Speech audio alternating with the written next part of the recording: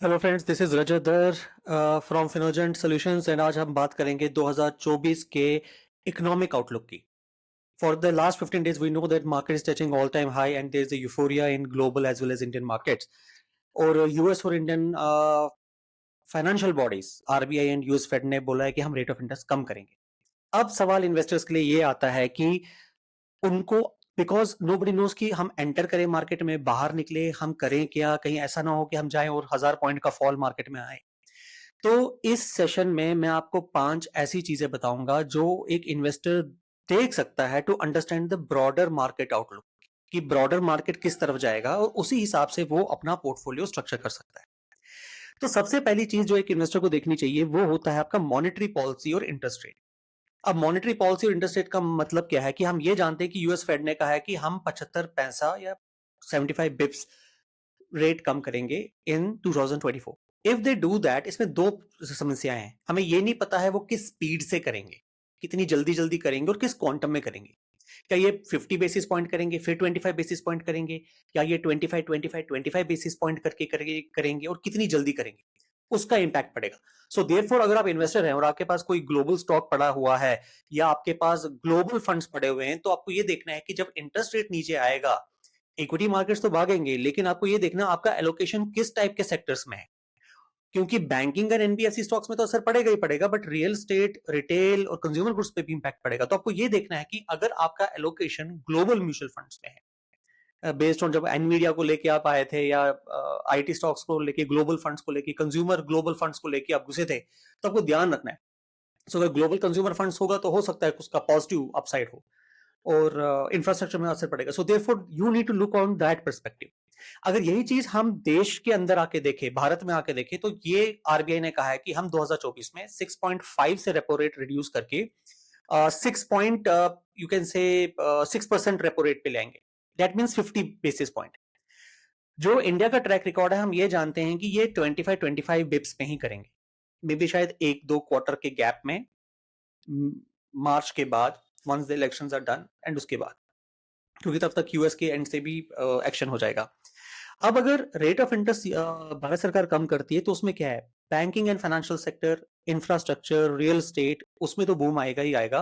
लेकिन एक conservative investor जो बॉन्ड या एफडीज में इन्वेस्ट करता है, he can at least now position his investments in the longer duration portfolio. वो 6 या 7 साल का बॉन्ड पोर्टफोलियो ले सकता है और उसके अंदर थ्रू म्यूचुअल फंड रूट या एसडीएल्स के थ्रू उस पर बेनिफिट कर सकता है, या ट्रेडेबल सेकेंडरी मार्केट में जाके बॉन्ड्स लेके और उससे अपने कूपन्स ले सकता है for long term, 5-10 years, in case he is dependent on the earning of that bond. So therefore, क्योंकि इसमें ना ही केवल उसको एक एश्योर्ड कूपन मिलेगा अगर वो ही होल्ड्स टिल मैच्योरिटी, बट वो उसको एक और अपॉर्चुनिटी देगा जब रेट ऑफ इंटरेस्ट अगले 2 साल लगातार कम होते रहेंगे, जो कैपिटल गेन्स होगा बॉन्ड्स पे वो फिनोमिनल होगा। एंड उसमें कोई शक नहीं है कि वो डबल डिजिट गेन होगा, provided all things fall into the parameter.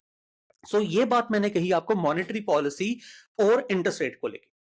दूसरा जो सबसे बड़ा पॉइंट इसमें आ जाता है वो आता है इन्फ्लेशन और फिजिकल पॉलिसी। अब इन्फ्लेशन का क्या है, भारत सरकार तो ये कह रही है, आरबीआई ये कह रही है कि we are expecting the CPI का जो हेडविंड अपना इन्फ्लेशन है, that would remain under 5%। If that happens and rate of interest नीचे आता है, इसका मतलब है कंज्यूमर स्पेंडिंग बढ़ेगी, इसका मतलब है consumer stocks and retail stocks will see A boom. और तो उस हिसाब से आप, अगर आपके पास पोर्टफोलियो में ऑलरेडी कंज्यूमर स्टॉक्स है और आपको लग रहा है वो ज्यादा बढ़ नहीं रहे थे, तो अगर आप उसको होल्ड कर रहे हैं, you can still keep on holding that. और अगर आप फिर भी डिफेंसिव इन्वेस्टर हैं लेकिन इक्विटी पार्टिसिपेशन चाहते हैं, तो consumer stocks are one which you as an investor can invest into, provided you take into consideration of your risk appetite and your holistic portfolio assessment। लेकिन इन्फ्लेशन तो सिर्फ एक parameter है, इसमें फिजिकल पॉलिसी भी आती है। फिजिकल पॉलिसी का मतलब यह है कि भारत सरकार ने निर्धारित किया है कि भाई हम अपना फिजिकल डेफिसिट को इतने परसेंट तक रिस्ट्रिक्ट करेंगे। अब अगर फिजिकल डेफिसिट को उनको रिस्ट्रिक्ट करना है, इसका मतलब है उनको लार्ज टर्म बोरोइंग करनी है। अगर उनको लॉन्ग टर्म बोरोइंग करनी है, इसका मतलब यह है कि उनको बॉन्ड्स इशू मार्केट में करने हैं। तो अगर यहां से रेट ऑफ इंटरेस्ट कम हो रहा है और जो नए बॉन्ड्स मार्केट में आ रहे हैं वो लोअर कूपन रेट पे आएंगे, जो एग्जिस्टिंग बॉन्ड्स हैं उनकी यील्ड बढ़ जाएगी, एंड मार्केट से यहां से लिक्विडिटी तो कम होगी ही होगी, लेकिन एक नए नए बॉन्ड्स की वजह से बॉन्ड्स की आप समझ लीजिए यील्ड्स में फर्क आ जाएगा। सो देयरफॉर एक फिक्स्ड इनकम इन्वेस्टर को यह भी देखना है कि फिजिकल पॉलिसी गवर्नमेंट की कहां जा रही है, क्योंकि उसी हिसाब से वो नए बॉन्ड्स इशू करेंगे। सो अगर आप इंस्टीट्यूशन हैं, आप एचएनआई इन्वेस्टर हैं and you want to place your investments in the bond and optimize it, तो आपको ये देखना है भारत सरकार की जो फिजिकल पॉलिसी है वो किस तरफ जा रही है। तो आपको बजट के ऊपर बिल्कुल नजर रखनी है। तीसरा सबसे बड़ा पॉइंट इसमें आ जाता है कि मार्केट डायनामिक्स क्या है और इन्वेस्टमेंट फ्लो क्या है। इसका मतलब क्या है? इसका मतलब है कि पहली बार Indian bonds have been listed in the JP Morgan bond index. इसका मतलब है एफडीआई इनफ्लो बॉन्ड मार्केट में ट्रिमेंडस होगा in billions of dollars. Since it would happen, इससे क्या होगा? दो चीजें होंगी। एक तो बॉन्ड मार्केट की लिक्विडिटी बढ़ेगी, दूसरी बात यह है कि उसकी प्राइसिंग बहुत अच्छी जाएगी। सो आपको यह ध्यान में रखना है कि बॉन्ड्स मार्केट के अंदर यील्ड्स क्या होंगी, ताकि मैं उस हिसाब से यील्ड्स को कैप्चर करूं। लेकिन ये तो एक फ्लो ऑफ फंड्स हुआ ग्लोबली, क्योंकि Indian bond market has been included into the JP Morgan index, so therefore the bonds will flow into India. दूसरे एंड पे जो इंपैक्ट होता है वो होता है कि भारत सरकार अपना इन्वेस्टमेंट फ्लो कैसे करती है, क्योंकि आरबीआई को ये इंश्योर करना है कि बैंकिंग इंडस्ट्री में आपका लिक्विडिटी रहे। सो लिक्विडिटी करने के लिए वो क्या करता है? वो इंटरेस्ट रेट को मैनेज करता है और लिक्विडिटी को उसी हिसाब से उसमें रखता है ताकि मार्केट की स्टेबिलिटी रहे। काफी बार ये भी आरोप भारत पे लगे हैं कि वो डॉलर को और इंडियन रुपी को स्ट्रॉन्ग करने के लिए पार्ट मतलब इंटरफेयर कर रहा है, इंटरफेरेंस कर रही है। सो ये चीजें हम देख सकते हैं, ये चीजें हम एक्सपेक्ट कर सकते हैं। बिकॉज यहाँ पे आपको एक और चीज देखनी है कि अगले साल दैट मीन 2024 के अंदर there will be approximately 40 countries that are going through elections, including India, US, and many of the European countries. So therefore, there will be many global headwinds. So while we are anticipating the rate fall in India as well as overseas, but there can be many things that can play their own pivotal role, but you need to be aware of that. चौथी चीज इसमें आ जाती है sector specific.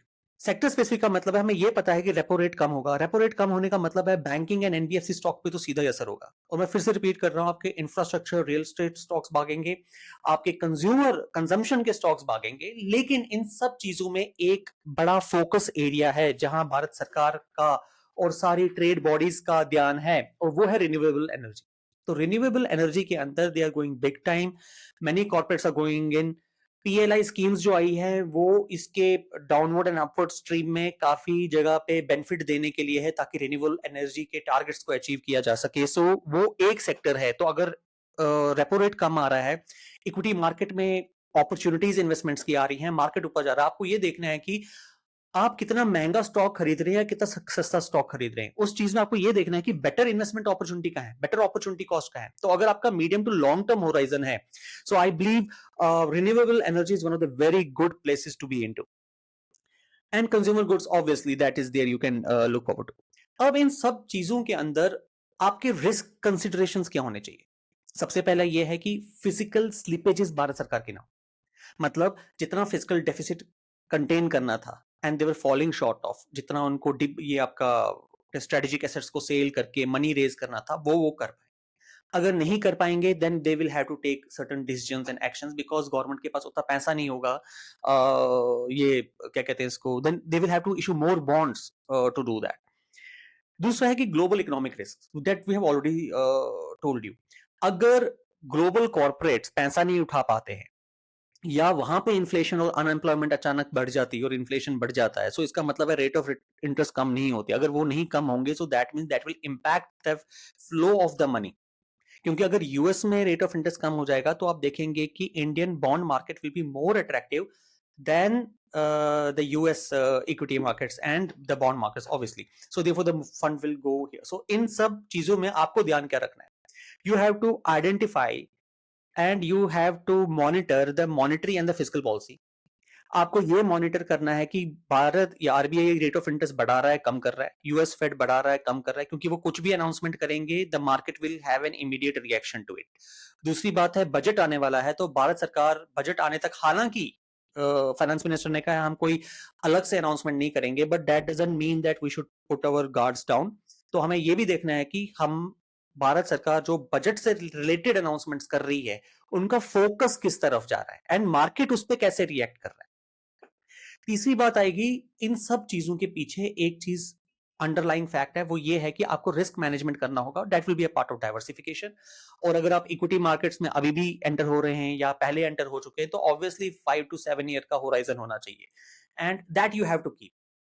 So it should not happen कि आप घुस रहे हैं, मार्केट अप है तो आप लॉन्ग टर्म इन्वेस्टर है, मार्केट अचानक करेक्ट होने लग गया तो आप एफडी इन्वेस्टर हो गए। That should not be the case, and you need to be realistic with the way you invest into, and that should fit with your risk profile, your financial goals and your asset allocation.